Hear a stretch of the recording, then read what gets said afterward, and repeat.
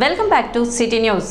ఈ నెల 23వ తేదీ శివాజీ స్మారక సమితి ఆధ్వర్యంలో పట్టణంలో బైక్ ర్యాలీ నిర్వహిస్తున్నట్లు సమితి సభ్యులు తెలిపారు. ఈ మేరకు ఆదివారం పట్టణ పోస్ట్ రోడ్లోని వాసవి కన్యకా పరమేశ్వరి అమ్మవారి దేవస్థాన ప్రాంగణంలో జరిగిన విలేకరుల సమావేశంలో ర్యాలీకి సంబంధించిన వాల్ పోస్టర్ని ఆవిష్కరించారు. 23వ తేదీ ఆదివారం సాయంత్రం 5 గంటలకు ఈ ర్యాలీ నిర్వహించడం జరుగుతుందని, శివాజీ యొక్క ఆశయాలు భావితరాలకు అందించే లక్ష్యంగా చేపట్టిన ఈ ర్యాలీలో ప్రతి ఒక్కరూ పాల్గొని విజయవంతం చేయాలని సమితి సభ్యులు కోరారు. కార్యక్రమంలో శివాజీ స్మారక సమితి సభ్యులు పాల్గొన్నారు. 1674లో ఛత్రపతి శివాజీ మహారాజు హిందూ చక్రవర్తిగా పట్టాభిషేకం చేసుకొని ఈ రోజుకి 350 సంవత్సరాలైన సందర్భంగా తెనాలిలో ప్రముఖ శివాజీ చౌక్ సెంటర్లో విగ్రహం దగ్గర అనేక కార్యక్రమాలు యోజించేశాము. అందులో భాగంగా ఛత్రపతి శివాజీ మహారాజ్ శోభాయాత్ర బైక్ ర్యాలీని పెట్టాము.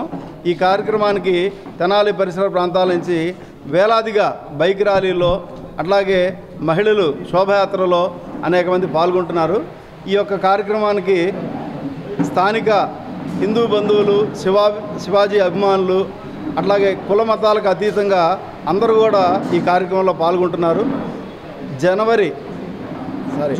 జూన్ 23వ తేదీ ఆదివారం సాయంత్రం 5 గంటలకి ఈ శోభయాత్ర bike rally Tenali market yard నుంచి తెనాలి శివాజీ చౌక్ వరకు జరుగుతుంది. అందరికీ నమస్తే. కొన్ని సంవత్సరాల నుంచి మనం తెనాలిలో శివాజీ స్మారక సమితి పేరు మీద మనం ఘనంగా బైక్ ర్యాలీని జరుపుకోవడం జరుగుతుంది. ఈ సంవత్సరం కూడా ఈ నెల 23వ తారీఖున ఆదివారం సాయంత్రం 5 గంటలకి ఈ ర్యాలీ మార్కెట్ యార్డ్ దగ్గర నుంచి ప్రారంభమవుతుంది. కావున పుర ప్రజలందరూ ఈ ర్యాలీలో పాల్గొని ఈ యొక్క ర్యాలీని ఘన విజయం చేయాలని, శివాజీ ఆశయాలు ఏవైతే ఉన్నాయో నెక్స్ట్ జనరేషన్ కూడా ఇదన్నీ తెలుసుకొని ఆ విధంగా నడవాలనే ఉద్దేశంతో ఈ యొక్క ర్యాలీని మనం చేపట్టడం జరుగుతుంది. కావున ప్రజలందరూ ఈ ర్యాలీలో పాల్గొని ఈ ర్యాలీని విజయవంతం చేయాలని చెప్పి శివాజీ స్మారక సమితి తరపున కోరుకుంటున్నాం. పట్టణ మారిస్పేటకు చెందిన మల్లీశ్వరి అనే మహిళకు వ్యాపార నిమిత్తం టీమ్ యంగ్ జనరేషన్ ఆధ్వర్యంలో తోపుడు బండిని అందజేశారు. ఆదివారం పట్టణ చిల్రావూర్ పార్క్ వద్ద నిర్వహించిన కార్యక్రమంలో మల్లీశ్వరికి టీం సభ్యులు బండిని అందజేశారు. 2019లో స్థాపించిన యంగ్ జనరేషన్ టీం ఇప్పటి వరకు 992 సేవా కార్యక్రమాలు నిర్వహించడం జరిగిందని, 993వ కార్యక్రమంగా మల్లీశ్వరి అనే మహిళకు వ్యాపార నిమిత్తం తోపుడు బండిని అందజేసినట్లుగా యంగ్ జనరేషన్ సంస్థ అధ్యక్షులు సాదిక్ తెలిపారు. కార్యక్రమంలో పలువురు సంస్థ ప్రతినిధులు పాల్గొన్నారు. ప్రెజెంట్ విజ్ఞాన్ యూనివర్సిటీలో ఎంటెక్ చేస్తున్నాను. మా ఫాదర్ జాబ్ హోల్డర్, అలానే మా mother house wife. BTech Vignan యూనివర్సిటీలో చదువుతున్నప్పటి నుంచే 2019లో యంగ్ జనరేషన్ అనే సేవా సంస్థను మొదలుపెట్టి సమాజంలో ఎవరైతే అవసరంలో ఉన్నారో, ఎవరైతే ఇబ్బందుల్లో ఉన్నారో, ఆపదలో ఉన్నారో అటువంటి వాళ్ళందరికీ సహాయం చేద్దాం అనే ఉద్దేశంతో ఒక ఎన్జిఓ అనేది మొదలెట్టడం జరిగింది. అదే యంగ్ జనరేషన్ వెల్ఫేర్ సొసైటీ. గత 4.5 సంవత్సరాల నుంచి మొదలెట్టిన 2019వ సంవత్సరం నుంచి ఈ రోజు దాకా ఎవరైతే ఉన్నారో ఆపదలు, అంటే అనాథాశ్రమాల్లో కానీ, వృద్ధాశ్రమాలకి భోజనాలు పెట్టడం కానీ, రోడ్ సైడ్ స్లమ్స్లో ఎవరైతే వికలాంగులు ఉంటారో వాళ్ళకి ట్రైసైకిల్స్ ఇవ్వటం, స్కూల్స్కి వెళ్ళి ఫ్రీగా ఎడ్యుకేషన్ చెప్పటం, అలానే ఎవరైతే స్ట్రీట్ వెండర్స్ ఉంటారో చెప్పులు కుట్టుకునే వాళ్ళు ఇలాంటి వాళ్ళకి గొడుగులు ఇవ్వటం అవ్వచ్చు, స్లమ్స్లో హెల్ప్ చేయటం, బట్టలు ఇవ్వటం, ఇలా రకరకాల సేవా కార్యక్రమాల్లో పాలు పంచుకుంటూ ఈరోజు నాటికి 992 కార్యక్రమాలు చేశాము మా టీం తరపు నుంచి. ఇదే తరుణంలో మా టీంకి ఎన్నో అవార్డ్స్ కూడా రావటం జరిగింది.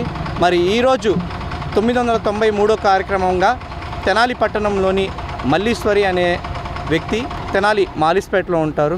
సో ఈ మల్లీశ్వరి గారు ఏంటంటే రోజువారీ చిన్న చిన్న పనులు చేసుకుంటూ ఆవిడ జీవనం అనేది కొనసాగించుకుంటూ ఉంటారు.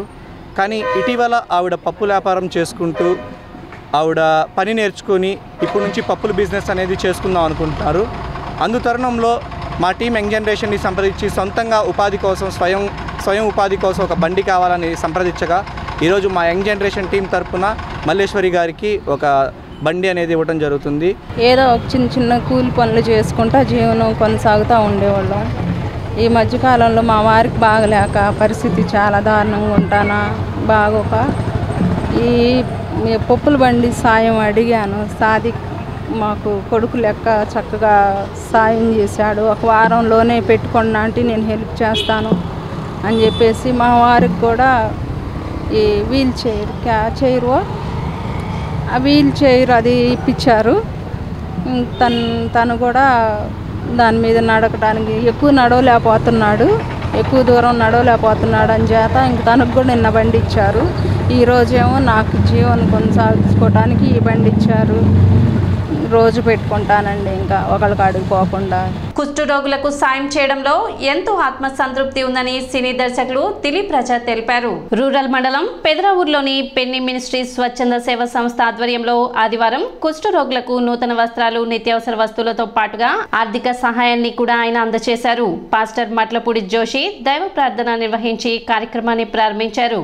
సమావేశానికి సంస్థ డైరెక్టర్ ప్రదీప్ దోనేపుడి అధ్యక్షత వహించారు. తమకున్న దాంట్లో లేని వారికి సహాయం చేయాలనే సంకల్పంతో 2002 నుండి పెన్ని మినిస్ట్రీ స్వచ్ఛంద సేవ సంస్థ ఇప్పటి వరకు కుష్టు రోగులకు, ఎయిడ్స్ వ్యాధిగ్రస్తులకు, వితంతులకు సహాయం చేస్తూ 22 సంవత్సరాలు కొనసాగడం వెనుక ఉన్నతమైన లక్ష్యం దాగుందని ప్రదీప్ దోనేపుడి తెలిపారు. ప్రాథమిక స్థాయిలో కుష్టు వ్యాధిని గమనించి గుర్తించి తగిన చికిత్సను డాక్టర్ ద్వారా తీసుకోవాల్సిందిగా ఆయా రోగులకు ఆయన సూచించారు. కార్యక్రమంలో వివిధ ప్రాంతాల నుండి వచ్చిన కుష్టు రోగులు పాల్గొనగా సహాయ దర్శకులు ఇంటూరి విజయభాస్కర్, వెంకీ రావణ్ పర్యవేక్షించారు. రాష్ట్రంలో నిరుద్యోగ యువతకు ఉద్యోగ ఉపాధి కల్పన ముఖ్యమంత్రి చంద్రబాబుకే సాధ్యమని తెనాలి ఏరియా టీచర్స్ ఫోరం నిర్వాహకులు బి వెంకటేశ్వరరావు తెలిపారు. స్థానిక చెంచుపేట అమరావతి ఫ్లాట్స్ లోని ఎన్టీఆర్ స్టేడియంలో ముఖ్యమంత్రి నారా చంద్రబాబు నాయుడు చిత్రపటానికి క్షీరాభిషేకం చేశారు. అనంతరం వెంకటేశ్వరరావు మాట్లాడుతూ 1,6347 పోస్టులతో మెగా డిఎస్సిపై తొలి సంతకం చేయడం శుభపరిణామమని తెలిపారు. రాష్ట్ర కోచ్ల అసోసియేషన్ కోశాధికారి నాగరాజు మాట్లాడుతూ చంద్రబాబు నాయుడు హయాంలోనే క్రీడల అభివృద్ధి జరిగిందని అన్నారు. కార్యక్రమంలో రంగాజీ, డిబి సుబ్బారావు, పుట్ట జనార్దనరావు, శ్రీధర్, సిహెచ్ వినయ్ కుమార్, రవిబాజు, శరత్ బాబు, గోపి, కేశవ గోపి తదితరులు పాల్గొన్నారు. డిఎస్సి ఏర్పాటు చేసింది కూడా బాబు గారే. అదేవిధంగా ట్రాన్స్ఫర్స్లో ఎటువంటి రాజకీయ ప్రాబల్యాలు లేకుండా ఉండటం కోసం ప్రతి ఒక్కరికి న్యాయం జరిగే విధంగా ట్రాన్స్ఫర్స్లో కౌన్సిలింగ్ విధానాన్ని ప్రవేశపెట్టింది కూడా బాబు గారే. మరి అటువంటి బాబు గారికి మరి ఈరోజు మా యొక్క కనీస బాధ్యతగా ఈ యొక్క పాలాభిషేకం, క్షీరాభిషేక కార్యక్రమాన్ని నిర్వహించుకోవటం జరిగింది. లోకేష్ బాబు గారిని విద్యాశాఖ మాత్యులుగా ఏర్పాటు చేయటము అంటే విద్యాశాఖకు మంచి రోజులు వస్తున్నాయి అన్నదానికి ఇది ఒక సంకేతం. ప్రతి ఒక్క పేదవాడికి అందుబాటులోకి వచ్చే విధంగా తీసుకొస్తారని చెప్పేసి మేము గట్టిగా నమ్ముతూ 117 జీవో రద్దు చేసి ప్రతి విద్యార్థికి పాఠశాలని అందుబాటులోకి తీసుకురావాలని చెప్పేసి మా తరపున మేము ప్రభుత్వాన్ని రిక్వెస్ట్ చేస్తూ ఉన్నాం.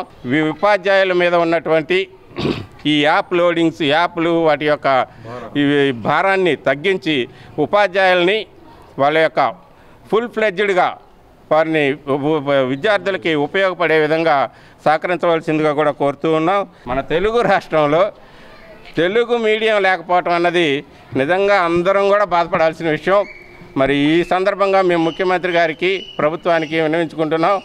ప్రతి విద్యార్థికి వారికి నచ్చిన మీడియంలో చదువుకునే అవకాశాన్ని ఈ ప్రభుత్వం కలుగజేయాలని చెప్పేసి ఈ సందర్భంగా తెలియజేసుకుంటూ, మా ఎన్టీ రామారావు గారు 2 డిఎస్సీలు ఇచ్చారు, కిరణ్ కుమార్ రెడ్డి గారు 1 డిఎస్సీ ఇచ్చారు, జనార్దన్ రెడ్డి గారు 1 డిఎస్సీ ఇచ్చారు, మన చంద్రబాబు నాయుడు గారు 9 డిఎస్సీలు ఇచ్చారు. 9 డిఎస్సీలు అంటే మామూలు విషయం కాదు, కొన్ని లక్షల ఉద్యోగాలను ఆయన క్రియేట్ చేయడం జరిగింది. అట్లాగే మన యువకాలంలో కూడా నారా లోకేష్ గారు ఈ విద్యా వ్యవస్థ మీద ఎంతో అవగాహనతో జీవో నెంబర్ 117 రద్దు చేసి ప్రాథమిక పాఠశాలకు జీవం పోస్తామన్నారు. వారికి ప్రత్యేకమైనటువంటి మా ధన్యవాదాలు తెలియజేస్తున్నాం. వారికి తెలుగుదేశంలో తెలుగు అని పేరుందో మరి లేకపోతే ఆయనకి తెలుగు రాదనో తెలియదు, కానీ ఆయన తెలుగు మీడియం ఎత్తివేయడం మాకు చాలా బాధాకరంగా ఉంది.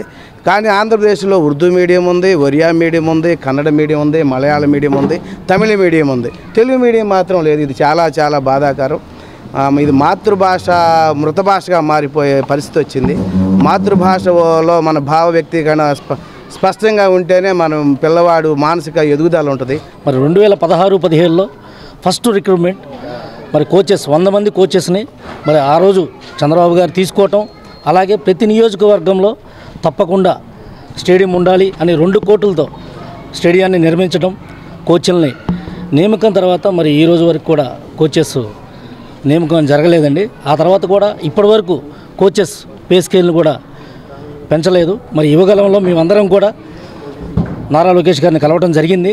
తప్పకుండా మన గవర్నమెంట్ రంగాల్ని కోచెస్ అందరికి కూడా ఈరోజు అంతర్జాతీయ జాతీయ క్రీడాకారులు తయారవ్వాలంటే కోచ్ల పాత్ర ఎంతో ముఖ్యమని, ఆ కోచ్లు లేకపోతే క్రీడాకారులనే లేరని, కంపల్సరిగా కోచ్లను మేము గుర్తిస్తామని, స్పోర్ట్స్ అథారిటీ ఆఫ్ ఆంధ్రప్రదేశ్లో పనిచేస్తున్న కోచ్లందరినీ కూడా మేము గుర్తిస్తామని వారు యువకాలంలో మాట ఇవ్వడం జరిగింది. సిటీ న్యూస్ ముగించే ముందు ముఖ్యాంశాలు మరోసారి.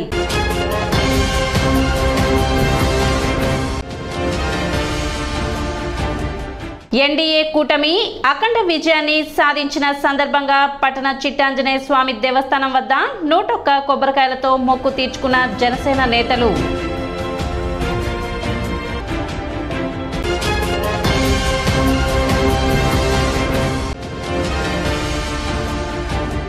పాలడుగు రంగయ్య అన్నపూర్ణమ్మ చారిటబుల్ ట్రస్ట్ ఆధ్వర్యంలో పెదరావూరు గ్రామంలో ఉచితంగా దుక్కి దున్నే కార్యక్రమం ప్రారంభం.